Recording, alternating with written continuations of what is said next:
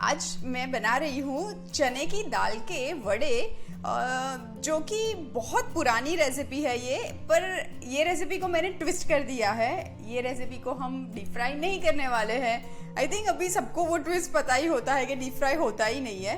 तो यहाँ पे ये देखिए, ये मैंने चने की दाल 4 घंटे भिगा ली थी। मतलब सुबह अगर बनानी है आपको तो रात को भिगा दीजिए, और रात को बनाना है तो सुबह आप भिगा दीजिए, क्योंकि चने की दाल थोड़ी सी हार्ड होती है ना, तो भीगने के लिए टाइम चाहिए। तो मैं अब ये चने की दाल को एक मिक्सी के जार में ले लेती हूँ, और अभी ये मुझे दरदरा पीसना है। बहुत फाइन पेस्ट मुझे नहीं बनानी है। तो मिक्सी में, इसीलिए मैंने ये छोटे जार में लिया है। बड़े जार में मिक्सी में पीसते हैं ना तो वो बहुत फाइन पेस्ट बन जाती है। और अभी ये कोर्सली ग्राइंड करने के लिए मैं पल्स पे घुमाऊंगी। पल्स पे मतलब आप मिक्सी को ऐसे एक ढर मार के बंद कर दीजिए, उसको पल्स बोलते हैं। ये देखिए, ये दरदरी मैंने पीस ली है। अगर आपको मिक्सी में पीसने में थोड़ी मुश्किल हो रही है ना, तो आप 1-2 चम्मच जितना पानी डाल के भी पीस सकते हैं। बेसिकली जितना हो सके उतना पानी अवॉइड कीजिएगा, क्योंकि हमें ये एकदम गाढ़ी पेस्ट चाहिए, ना कि वो बेसन का घोल चाहिए। और आप देखेंगे ना तो ये कहीं कहीं पे देखिए, ये दाल चने की साबुत भी बच गई है। तो हमें ऐसा ही ये गाढ़ा सा घोल बनाना है। अब मैं इसमें ऐड कर देती हूँ नमक। और यहाँ पे ये देखिए, ये मेरे पास है छोटा सा टुकड़ा मैंने अदरक का लिया था, वो मैंने खींच लिया है। हम ये अदरक ऐड कर देंगे। और ये मेरे पास कुछ हरी मिर्च है, जितना आपको तीखा पसंद है उस हिसाब से आप लीजिए। मैंने 3 ली हुई है। और ढेर सारा धनिया मैं ऐड करूँगी, क्योंकि इसमें धनिए की फ्लेवर बहुत अच्छी लगती है। और ये एक छोटा वाला प्याज है जो बारीक काटा हुआ है। और ये कड़ी पत्ते हैं।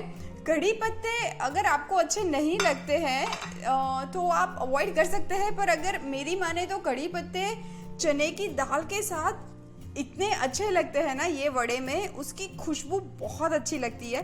मैं बस ये थोड़ा सा तोड़ के डाल देती हूँ। और हाँ, ये जो चने की दाल थी ना, ये मैंने 1 कप चने की दाल भिगाई थी। तो जब 1 कप चने की दाल कच्ची वाली लेते हैं तो भीग के ये कम से कम 1.5 कप बन जाती है। तो ये मैंने 1 कप ली हुई है। अब मैं इसमें ऐड करूँगी आधी टीस्पून जितनी हींग।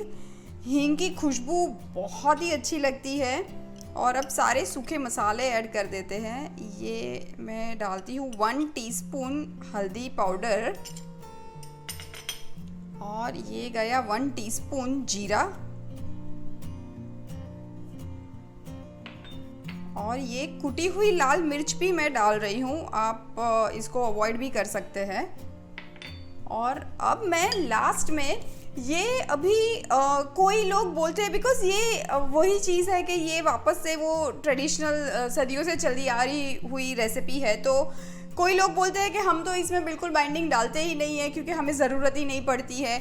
और कोई लोग बोलते हैं कि नहीं, ज़रूरत पड़ती है। पर हम आज डीप फ्राई नहीं कर रहे हैं। जो चीज़ आप डीप फ्राई कर देते हैं ना, तेल उबलते हुए तेल में डालते हैं, तो वो खुलने का डर काफ़ी कम रहता है कंपेयर टू जहाँ पे आप डीप फ्राई नहीं करते हैं। तो मैं कोई चांस लेना नहीं चाहती हूँ। तो मैं ये राइस फ्लावर है मेरे पास, मैं ये 1.5 टेबलस्पून जितना राइस फ्लावर ऐड कर देती हूँ। आप बेसन भी ऐड कर सकते हैं, तो आपकी मर्ज़ी है। और अब सारी चीज़ें मिक्स कर लेते हैं। ये प्लेट को मैं थोड़ा सा ऑयल से ग्रीस कर लेती हूँ। हम ये जो मिक्सचर है ना, उसको बहुत विग्रसली मिक्स नहीं करेंगे, क्योंकि क्या होता है ना, नमक तो हमने डाल ही दिया है इसमें, और प्याज भी ऐड किए हुए हैं। तो बहुत विग्रसली मिक्स करेंगे ना तो प्याज अपना पानी यूज़ आउट करेंगे और ये पतला होता जाएगा, फिर संभालना मुश्किल हो जाता है। अभी हम डीप फ्राई नहीं कर रहे हैं, तो मैं अभी ये इसके ऐसा मिक्सचर लेके एक छोटे से बॉल बनाने की कोशिश करती हूँ। अगर वो बन जाता है, दैट मीन्स कि हमें कुछ और चावल का आटा डालने की ज़रूरत नहीं है।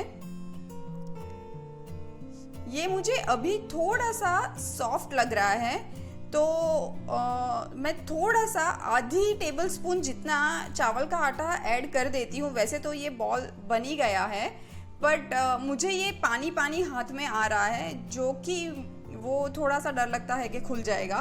तो मैं आधा टेबल स्पून जितना चावल का आटा ऐड करती हूँ। तो अब टोटल हमने 2 टेबल स्पून चावल का आटा ऐड कर दिया है।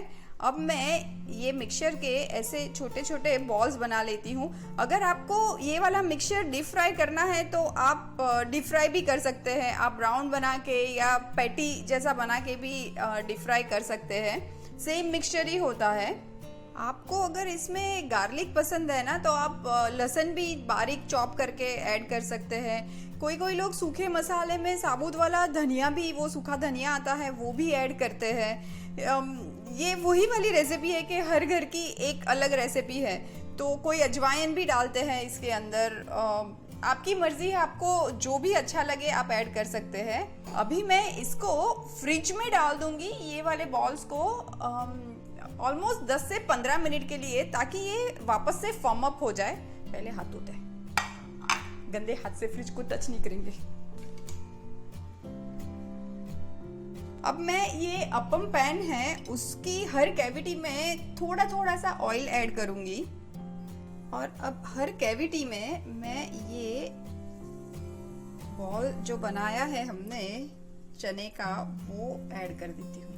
और मैं ऊपर भी थोड़ा सा ऑयल ड्रिजल कर दूंगी। अभी तो मतलब ऊपर तो सिर्फ 1-2 बूंदी तेल आपको ऐड करना पड़ेगा।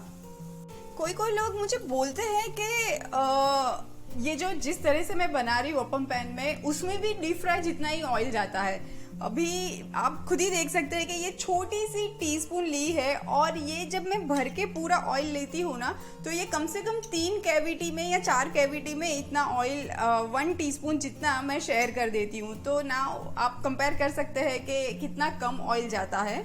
अब ये जो मैंने अपम पैन में ये जो बॉल्स रख दिया है ना, अब मैं इसको ढक के एकदम ही स्लो फ्लेम पे अभी हमें ये पकाने हैं। क्योंकि क्या होता है ना, डीप फ्राई करते हैं तो पूरा का पूरा वड़ा तेल में चला जाता है और अंदर तक वो कुक भी हो जाता है। पर यहाँ पे अंदर तक कुक करने के लिए हमें ये वड़े को एकदम ही स्लो फ्लेम पे पकाना है। फास्ट फ्लेम पे पकाएंगे तो ऊपर और आगे पीछे कलर तो आ जाएगा, पर अंदर से वो कच्ची वाली दाल का स्वाद आएगा। तो इसलिए मैं ढक्कन लगा के स्लो फ्लेम पे आराम से पकने दूंगी। अब एक बार चेक करते हैं। ये मैं थोड़ा सा टर्न करके देखती हूँ। वाओ, ये देखिए बहुत अच्छा गोल्डन कलर आया है। मैं सारे वड़े टर्न कर देती हूँ। ये दोनों तरफ अच्छा गोल्डन कलर स्लो फ्लेम पे लाने के लिए आपको कम से कम एक साइड पे 8 से 10 मिनट और दूसरी साइड पे 6 से 7 मिनट पकाना पड़ेगा। मतलब आराम से पेशेंस से पकाइएगा, क्योंकि हम डीप फ्राई की कैलोरी अवॉइड कर रहे हैं ना, तो वो स्वाद भी तो आना चाहिए, वो क्रंची भी तो बनना चाहिए ना। तो आराम से पकाइएगा। ये सारे वड़े मैंने घुमाते हुए पका लिए हैं और बहुत ही क्रंची बने हैं। ये देखिए, अच्छे खासे क्रंची बने हैं। मैं अभी ये प्लेट में सब बाहर निकाल देती हूँ। गर्मा गर्म वड़े की इतनी अच्छी तो खुशबू आ रही है। अब इसको फटाफट सर्व कर देते हैं, क्योंकि वड़ा गरम गरम खाने में ही मज़ा आता है। ये जो वड़े हैं ना, वो ग्रीन चटनी, केचप या तो फिर कोकोनट चटनी के साथ बहुत अच्छे लगते हैं। तो ये मेरे पास ग्रीन चटनी है, मैं ये थोड़ी सी रख देती हूँ प्लेट पे। हर चटनी के ऊपर मैं ये एक वड़ा रख देती हूँ।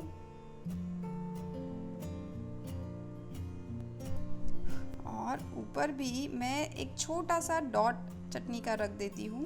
ये धनिये का पत्ता में रख देती हूँ।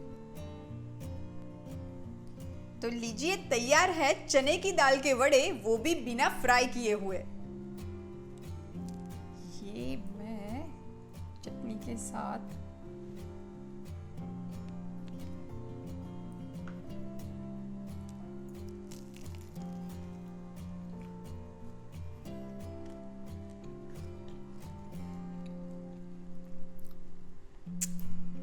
चने की दाल ना अंदर तक पक चुकी है, ये देखिए धुआं भी आ रहा है और क्रंची भी बने हैं। पर हाँ, जैसे कि मैं बोलती हूँ, आपको टेक्सचर में थोड़ा सा फर्क जरूर नजर आएगा और फील भी होगा, बट अमेजिंग, मस्त।